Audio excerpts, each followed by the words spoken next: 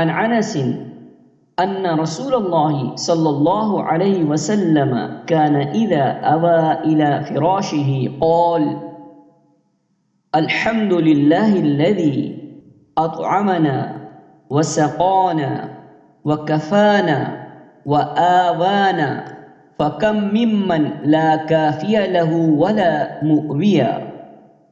صحیح مسلم 2715 یا 6894.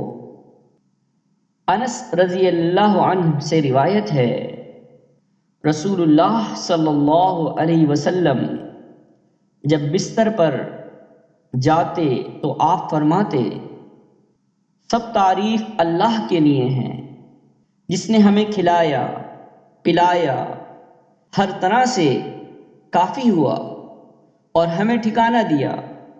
کتنے لوگ ہیں جن کا نہ کوئی کفایت کرنے والا ہے نہ کوئی ٹھکانہ دینے والا۔ تو اے ایمان والو، جب آپ